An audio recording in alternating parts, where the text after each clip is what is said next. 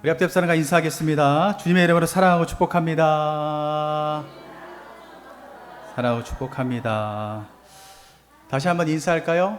가짜에 속지 맙시다. 옆 사람과 인사하세요. 선포하는 거예요. 가짜에 속지 맙시다. 네, 오늘도 예배자리 가운데 나오신 여러분들에게 하나님의 크신 은혜와 평강이 함께 하시기를 간절히 축복합니다. 제가 왜 여러분들과 가짜에 속지 말자라고 이야기했을까요? 요즘에 세상 가운데 가짜가 얼마나 많은지 모릅니다.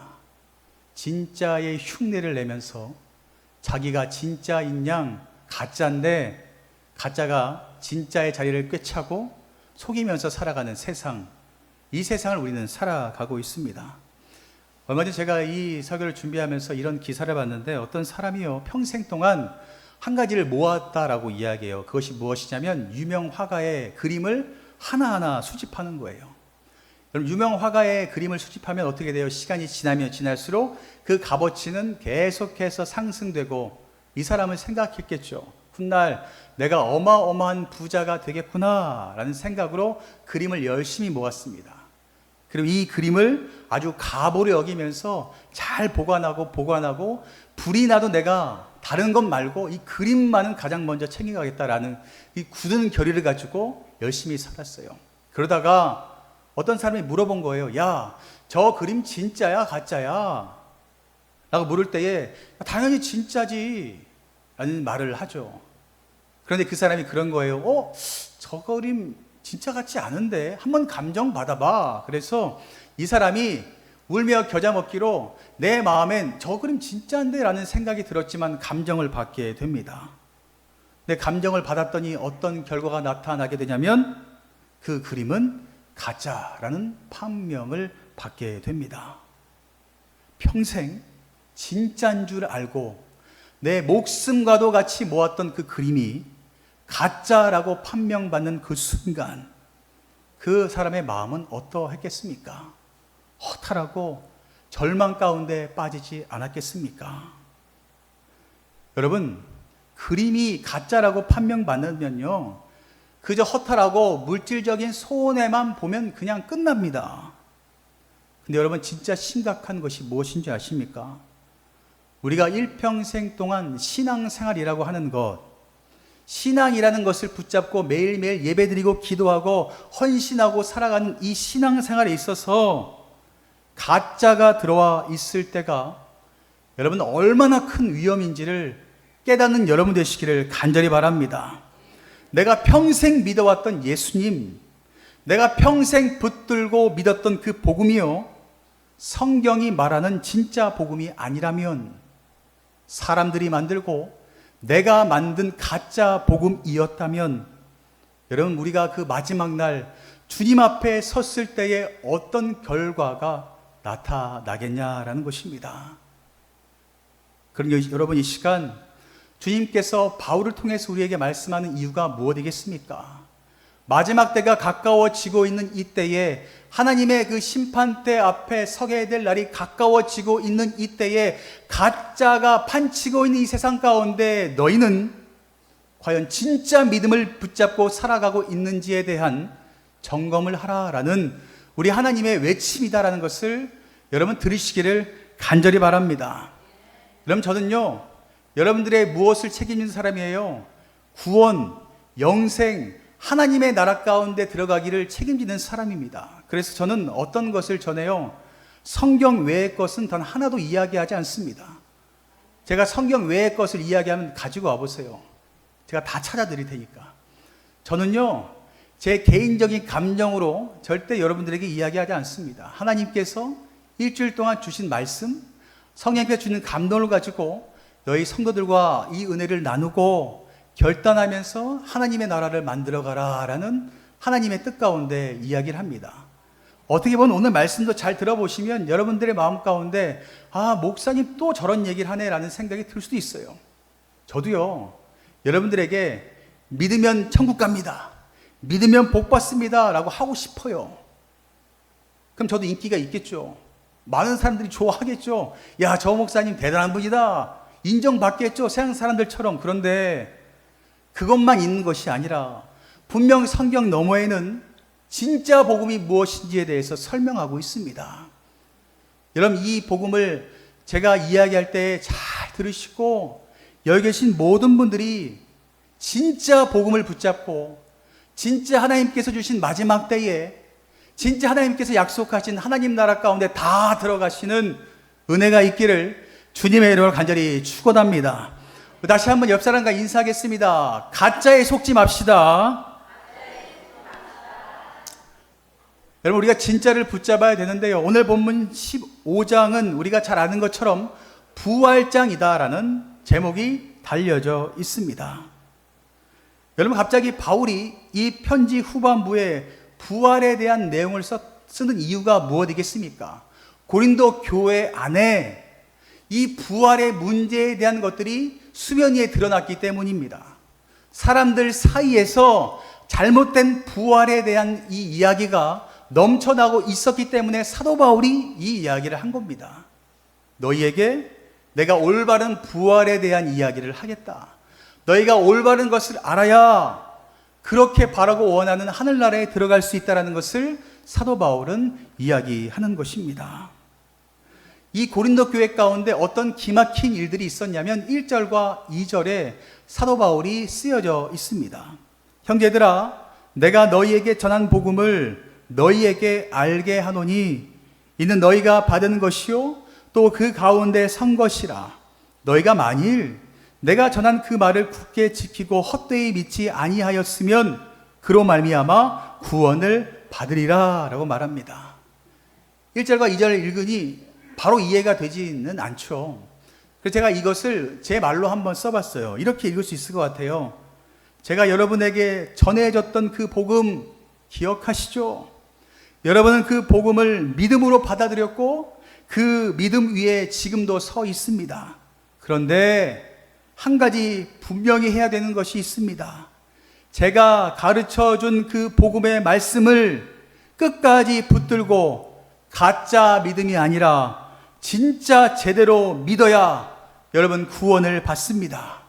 만약 대충 믿거나 내 마음대로 바꾸어서 믿으면 그 믿음은 아무 쓸모가 없습니다 라고 여러분 읽을 수가 있을 것 같습니다. 지금 바울이요, 이 교회 성도들에게 말하는 것이 뭐예요?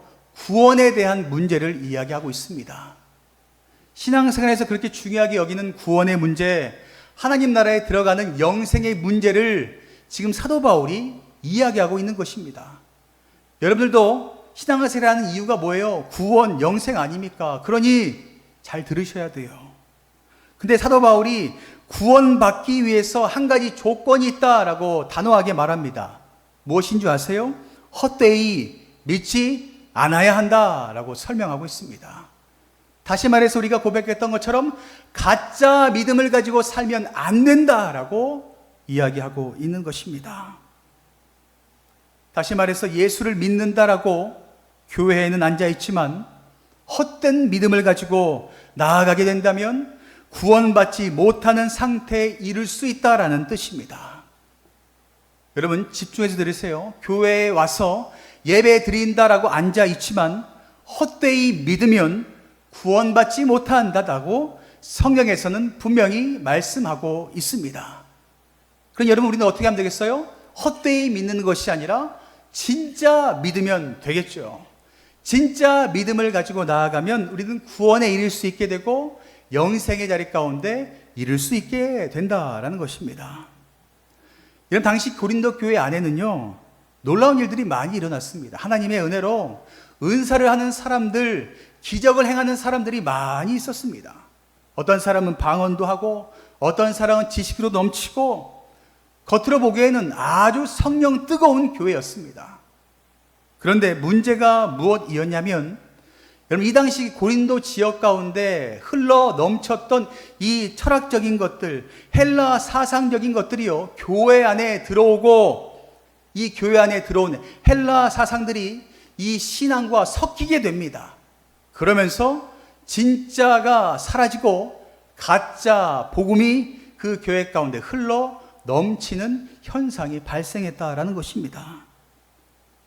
그럼 당시 고린도 지역 가운데 흘렀던 이 헬라 사상이 무엇이냐면 이원론적인 것이었는데요. 다시 말해서 육체는 더러운 것이야, 영혼만 신령한 것이야 라는 사상이었습니다. 영혼은 신령한 것이고 우리가 가지고 있는 육체는 껍데기에 불과해 더러운 것이야 라는 생각이 이 교회 가운데 들어오게 되었다라는 것입니다. 그랬더니 어떤 일이 벌어져요? 섞이게 됩니다. 부활이요, 섞이게 돼요. 섞여서 어떤 일이 벌어지냐면 예수 믿고 영혼만 구원받으면 끝이다. 육체의 부활이 어디 있어? 더러운 육체가 다시 부활되는 게 어디야? 죽으면 끝이지. 죽으면 땅에 묻히고 땅에 묻히면 흩어지고 육체의 부활은 없어. 영혼만 깨끗하면 돼 라는 이 생각이 교회 가운데 파다하게 퍼져나게 되었다라는 것입니다. 여기에서 문제가 무엇인 줄 아세요? 예수님의 부활을 믿지 않는 게 문제입니다. 여러분, 예수님의 부활이 여러분 믿지 못하게 된다면 여러분, 우리가 믿는 복음은요 껍데기에 불과합니다. 여러분, 우리가 예수님의 부활을 믿지 못한다면 우리가 이 땅 가운데 무엇하러 헌신합니까? 무엇하러 손해보고 무엇하러 봉사하고 무엇하러 예배 드립니까? 영혼만 깨끗하면 되고 영혼만 깨끗하기 위해서 난 예수님 믿습니다 라고 한번 외치면 끝인데 육체의 헌신이 무엇 필요하겠냐라는 것입니다. 여러분, 우리가 건물을 지을 때 무엇이 중요하다라고 이야기해요? 기초가 중요하다. 인테리어가 중요한 것이 아니라 기초, 튼튼한 뼈대를 잘 세워놔야 비바람이 몰아쳐도 아무리 흔들려도 건물은 무너지지 않는다라고 이야기해서 뼈대를 잘 놓아야 된다라고 이야기하는 것처럼 여러분, 구원도요 이와 똑같습니다. 여러분들이 붙들고 있는 이 복음의 뼈대가 튼튼해야 될 줄 믿습니다. 여러분, 복음의 뼈대가 튼튼하십니까? 한번 점검해 보세요.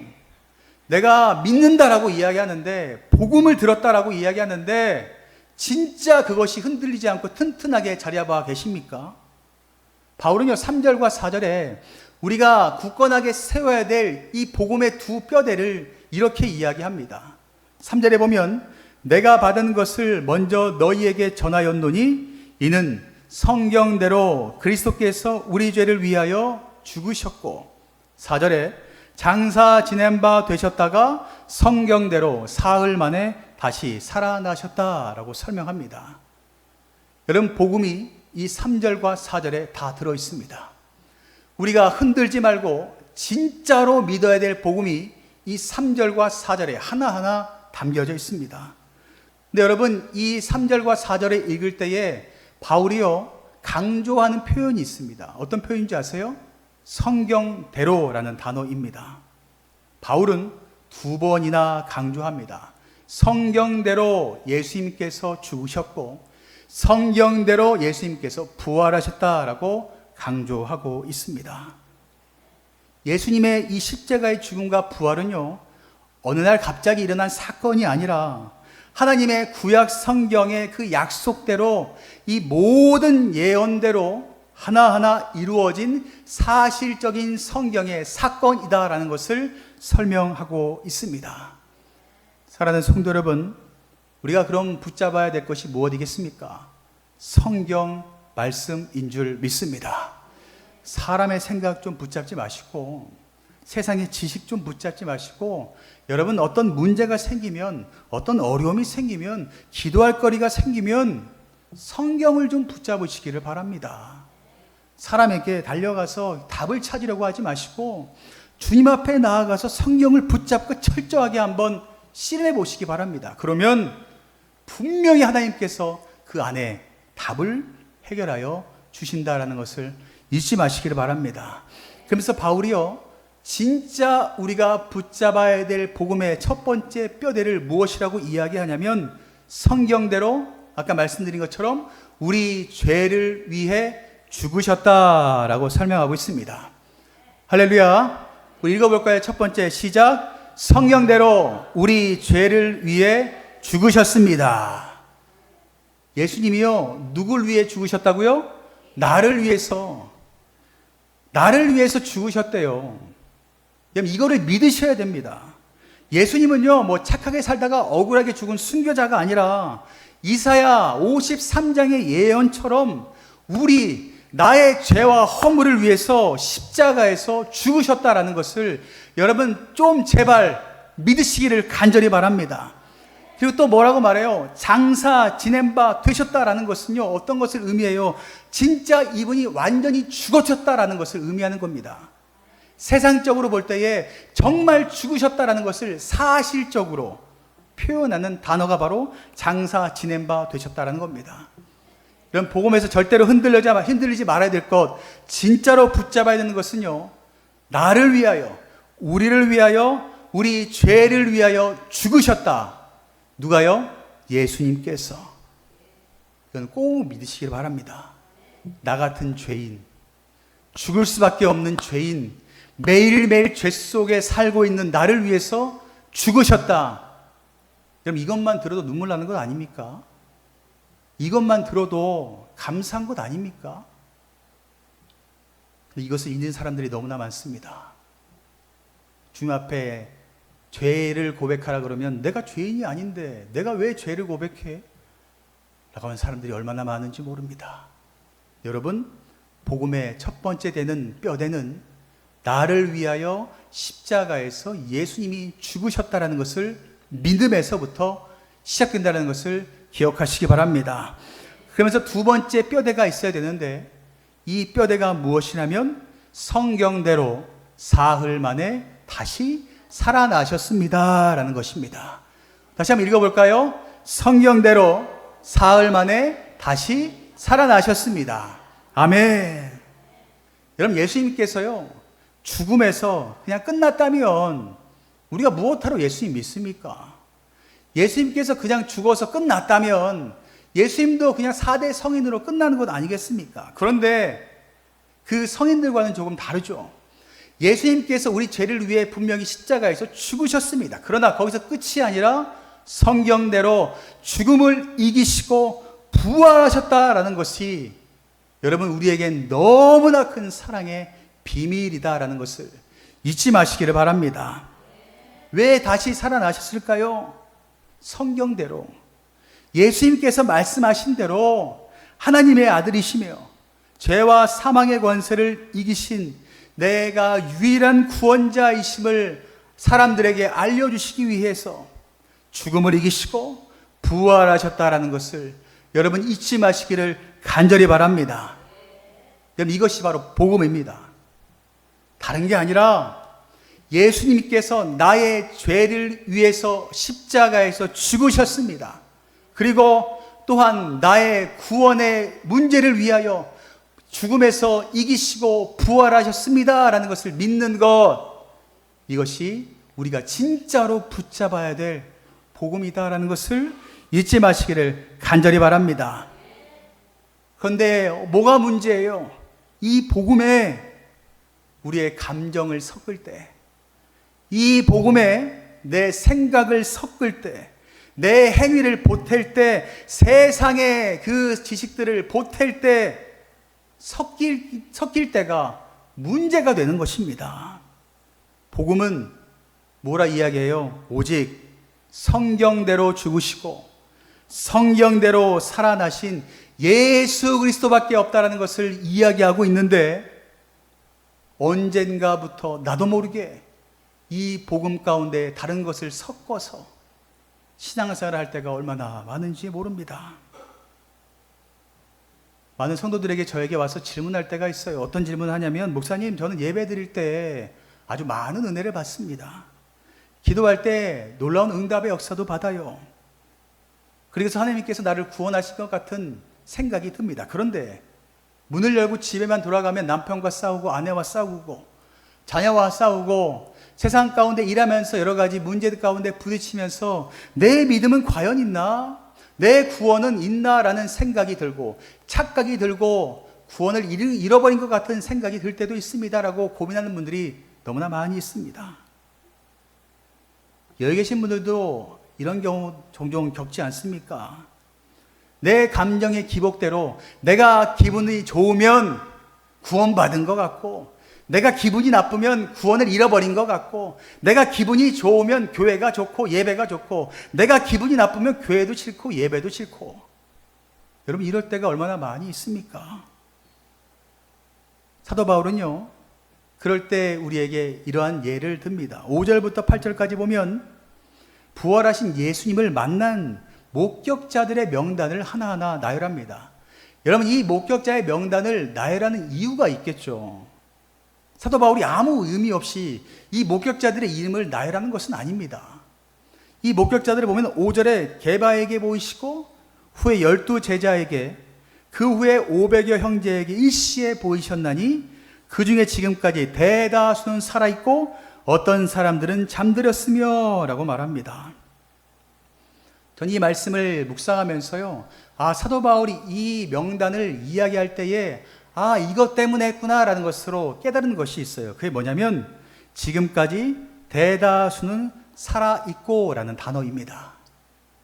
아까 제가 말씀드린 것처럼 많은 사람들이 저에게 질문할 때 감정의 기복에 따라서 신앙이 좋고 나쁘고 하는 사람들에게 바울이 이야기하는 거예요.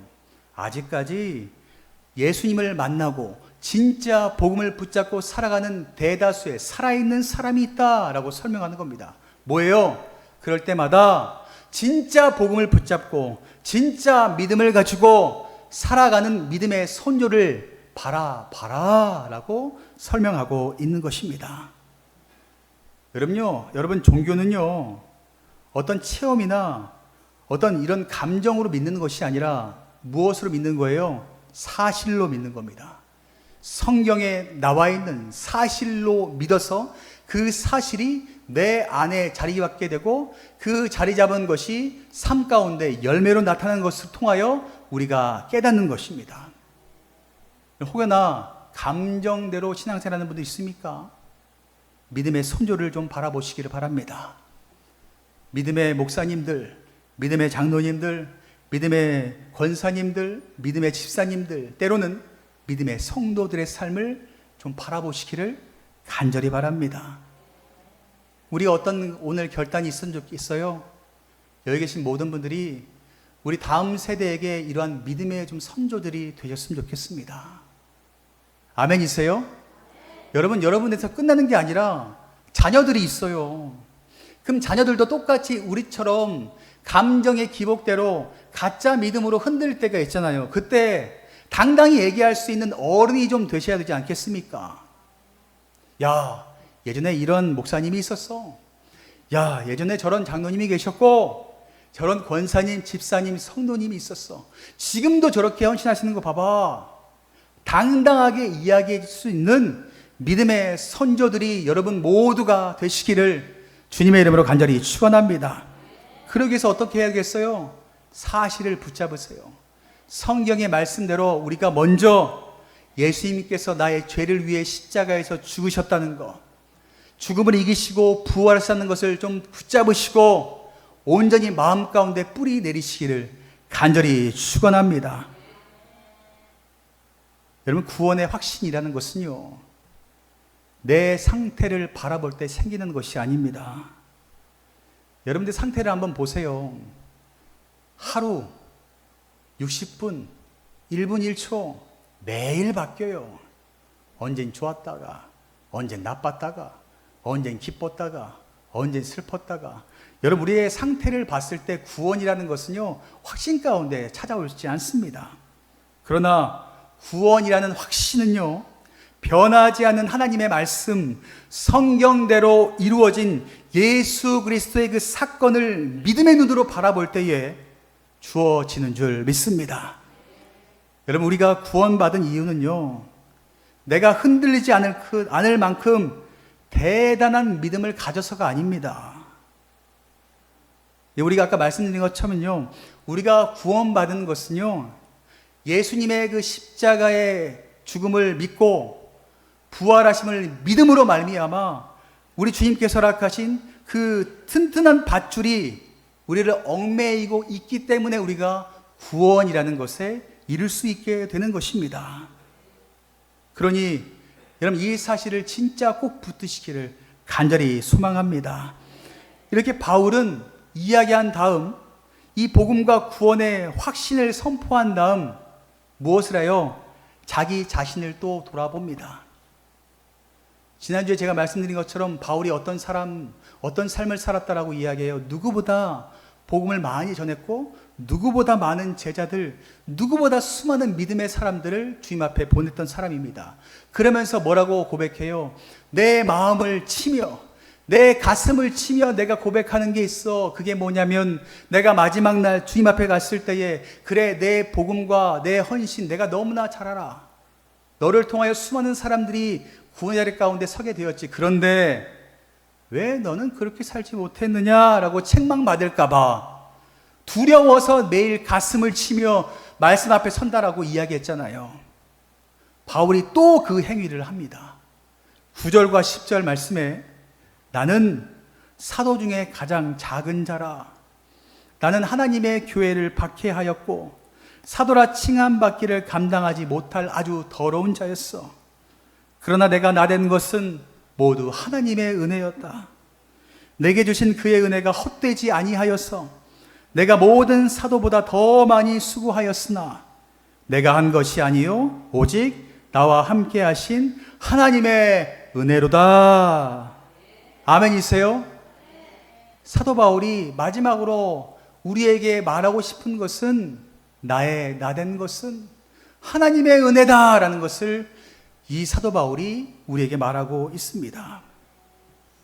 사도 바울 자신도 알고 있었어요. 자기가 얼마나 죄인이었는지. 교회를 핍박했던 자, 예수 믿는 자를 잡아다가 죽였던 자, 구원받을 자격이 단 1%도 없는 사람이었다는 것을 그는 누구보다 잘 알고 있었습니다. 그런 자신도 예수 그리스도의 복음으로 말미암아 구원받았고 사도가 되어서 그 일을 감당해서 수많은 사람들을 살릴 수 있었던 것은 내가 뛰어나서가 아니라 전적인 하나님의 은혜였다라고 고백하고 있습니다. 여러분 이 사도 바울의 고백을 들으면서 어떤 마음이 드십니까? 이 사도 바울의 고백을 들으면서 우리가 믿었던 이 신앙의 모습들이 올바로 좀 가야겠다라는 생각이 들어요.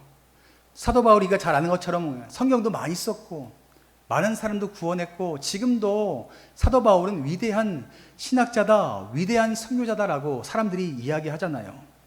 그럴 수 있었던 이유가 무엇입니까? 매일매일 사도 바울은 복음을 선포한 다음 자신을 돌아보는 시간을 가졌어요. 가슴을 치며. 근데 매일 똑같이 했던 고백이 뭔지 아세요? 나는 죄인이었다. 나는 죄인이었습니다. 죽을 수밖에 없는 아무짝에 쓸모없는 구원받을 자격도 없는 죄인이었습니다라는 고백이 늘 사도 바울 이 삶 가운데 나타났습니다. 그러면서 뭐라고 이야기해요? 그럼에도 불구하고 하나님의 은혜로 내가 구원받고 건짐받아서 열심을 다해서 복음 사역을 감당할 수 있었던 것은 다 하나님의 은혜였습니다. 사도 바울은요, 절대로 자기의 높음을 자랑하지 않았습니다.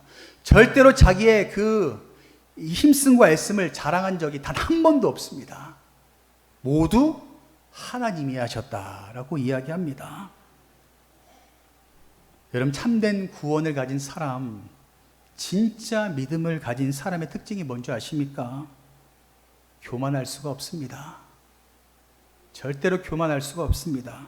왜냐하면 내가 죄인인 걸 알기 때문에, 내가 한 것이 아무것도 없다라는 것을 알기 때문입니다. 그리고 참된 구원을 가진 자, 진짜 믿음을 가진 자들은요, 절대로 게으를 수가 없다라고 말합니다. 왜냐하면 사도 바울이 말하잖아요. 내가 받은 은혜가 너무 커서 다른 사람보다 더 많이 수고해야 된다라는 거룩한 부담감이 마음 가운데 자리 잡고 있었기 때문입니다. 왜요? 예수님의 생명으로 내가 다시 살아났기 때문에 그 생명의 값어치만큼 내가 살아가야 되니 주님께서 언제 부르실 줄 모르니 어떻게 게으를 수가 있겠습니까? 더 더 일찍 일어나고 더 열심을 다하고 더 헌신하면서 감당해야 된다라고 설명하고 있습니다. 사랑하는 성도 여러분, 오늘의 성경의 말씀처럼 여러분들의 믿음을 한번 돌아보시기 바랍니다. 여러분들은 정말 구원 받으셨습니까? 라는 이 질문 가운데 진짜 아멘 하실 수 있겠냐라는 것입니다. 여러분, 많은 사람들이요, 목사님, 구원은 믿음으로 받는 거죠. 내가 예수님 믿습니다, 하나님 믿습니다 하면 구원받는 거 아닙니까? 라고 이야기하면서 아무것도 하지 않으려는 사람들이 많습니다. 근데 여러분, 나 예수님 믿는다라고 고백했다라고 할지라도 삶이 엉망진창이라면, 아무런 열매가 없다면 여러분, 나 구원받았어 라는 이 착각에서 조금 벗어나시기를 간절히 바랍니다. 왜냐하면 성경에서 이렇게 말해요. 야고보서 2장 26절 말씀인데요, 이 말씀을 함께 읽겠습니다. 야고보서 2장 26절입니다. 시작. 영혼 없는 몸이 죽은 것 같이 행함이 없는 믿음은 죽은 것이니라. 아멘이시죠? 여러분, 제가 말한 게 아니에요. 성경에서 분명하고 명확하게 말합니다. 믿음이 있다라고 이야기하는데 행함이 없으면 그 믿음은 죽은 거야. 그럼 뭐예요? 믿는 것이 아니다라고 설명하고 있습니다. 여러분, 교회 가운데 요즘에 뭐가 많이 들어와 있는지 아세요? 수많은 교회 가운데 들어와 있는 것이요, 이 문제 때문에 많이들 어려움 겪습니다. 뭐가 들어와 있냐면 하나님 믿는다라고, 예수님 믿는다라고 하면 구원받는 거 아닙니까? 라고 말만 하는 사람. 육체의 이 더러움은 아무렇지도 않게 뒤로 던져버리면서 행위를 하지 않으려는 사람들이 너무나 많습니다. 이것을 무엇라 이야기하냐면 구원파에서 이야기하는 겁니다. 이단인 구원파에서 이렇게 이야기합니다. 영혼만 구원받으면 돼. 육체는 아무짝에 쓸모없어. 그러니 내가 하고 싶은 대로 해. 쾌락을 즐기던, 먹고 마시던, 술을 먹건 담배를 피건 네 마음대로 해. 하나님 믿음으로 영혼만 구원받으면 돼 라고 구원파에서 이야기합니다. 여러분, 이건요 반율법주의다라고 신학자들이 이야기합니다. 이것이 바로 오늘 사도 바울이 이야기한 2절 말씀, 헛되이 믿는 이다라는 것을 잊지 마시기를 간절히 바랍니다. 참되게 믿는 사람, 진짜 구원받은 사람은요, 입술로만, 말로만 하는 것이 아니라 생명으로, 삶 가운데 열매로 나타나게 된다는 것을 잊지 마시기를 바랍니다. 여러분, 믿음은 생명이 같이 존재합니다. 여러분, 사과나무를 심으면 생명이 자라 뭐예요? 사과 열매가 열리겠죠. 여러분, 요즘에 고추를 많이 심어놨는데 시간 돼서 한번 보세요. 고추가 대롱대롱 열렸어요. 왜요? 생명이 있기 때문에. 여러분, 예수 그리스도를 믿는 그 믿음에는 생명이 있습니다. 그래서 우리의 삶 가운데도요, 그 생명의 열매는 나타날 수밖에 없습니다. 그런데 생명의 열매가 없다면 잘못 믿고 있는 겁니다. 가짜 믿음 가운데 서 있는 것이다라는 것을 기억하시기 바랍니다. 한 주간 동안 오늘 바울이 가슴을 치며 이야기하는 것, 성경대로 말씀하는 헛되이 믿는 자가 아니라 성경의 약속대로 있는 그대로 믿고 있는 그대로 구원의 감격 가운데 살아가는 저와 여러분들 되시기를 주님의 이름으로 간절히 축원합니다. 열매라고 이야기하니까 뭐 대단한 것 같으세요? 대단한 거 없어요. 열매라는 거 그저 좋은 말 하나 하고 감사의 행동 하나 하고 이러면서 작은 것 하나하나가 쌓여서 생명의 열매가 생기는 것 아니겠습니까? 그러니 여러분들 삶 가운데 이 생명의 열매가 좀 많이 나타났으면 좋겠습니다. 그러기 위해서 우리가 붙들어야 될 것이 뭐라고요? 가짜 믿음이 아니라, 가짜 구원이 아니라, 가짜 복음이 아니라 진짜를 좀 붙드시기를 간절히 축복합니다. 진짜 복음, 아까 제가 두 가지 말씀드렸죠. 뭐예요? 예수님께서 나의 죄를 위해 십자가에서 죽으셨습니다. 아멘이세요? 또 두 번째가 뭐예요? 예수님께서 나의 생명을 위해서, 나의 구원을 위해서, 나의 영생을 위해서 죽음을 이기시고 부활하셨습니다. 아멘이세요? 이것을 꼭 붙잡으세요. 여기에 다른 거 섞지 마세요. 제발 내 생각, 내 뜻 이런 거 제발 섞지 마시고 제발 이것만 붙잡으세요. 그러면 주님께서 어떻게 하는지 아세요? 약속하신 성령님을 보내주십니다. 성령님이 마음 가운데 임하면 내가 말하지 않아도, 내가 행동하지 않아도 내가 모르는 그 순간 그렇게 하고 있어요. 복음 전하고, 복음에 행동하고, 사랑 전하고, 사랑에 행동하고, 내가 모르게 성령님께서 그 삶을 인도하십니다. 그래서 생명의 열매가 나도 모르게 나타나게 되고, 그 생명의 열매를 가지고 우리는 마지막 심판의 때에 주님 앞에 서는 겁니다. 열처녀 비유처럼 준비된 기름을 가지고 앞에 서는 거예요. 어때요? 그때 물어보는 겁니다. 주님께서 기름 갖고 왔냐? 열매 갖고 왔냐? 어때요? 기름 준비한 자, 열매 가진 자는 하늘나라 들어가는 겁니다. 영생 자리 가운데 들어가는 겁니다. 그게 없으면 어떻게 돼요? 사러 가야 돼요. 돌아가야 돼요. 하늘나라 못 들어간다라는 것을 기억하시기 바랍니다. 여러분, 구원파에서 이야기하는 이원론을 이 교회 가운데 들어와서 신앙생활 하지 마시고 진짜 복음을 가지고 여러분 신앙생활 하시기를 간절히 바랍니다. 제가 왜 이렇게 이야기하냐면 여기 계신 모든 분들이 하나님 나라 가운데 다 들어가기를 누구보다 바라기 때문이에요. 그러니 여러분, 내가 여기서 제가 좋은 말만 하면 저도 인기 끌 수 있어요. 좋은 말만 하면 사람들에게 칭송받을 수 있고요. 더 좋은 자리에 설 수 있습니다. 그런데 불구하고 사람들에게 욕먹을 각오하고 사람들에게 손가락질 받을 각오하면서 이렇게 하는 이유가 뭐겠습니까? 여러분들의 생명, 여러분들의 생명이 하나님 나라 가운데 들어가기를 원하는 이 사도 바울의 마음, 예수님의 마음이 느껴졌기 때문입니다. 그럼 여러분, 온전히 흔들리지 않는 복음을 붙잡고 진짜 이 마지막 때에 하나님이 기뻐하시는 삶을, 열매 맺는 삶을, 그 다음 이 모든 것이 하나님의 은혜였습니다 라고 당당하게 고백할 수 있는 삶을 살아가시기를 주님의 이름으로 간절히 축원합니다.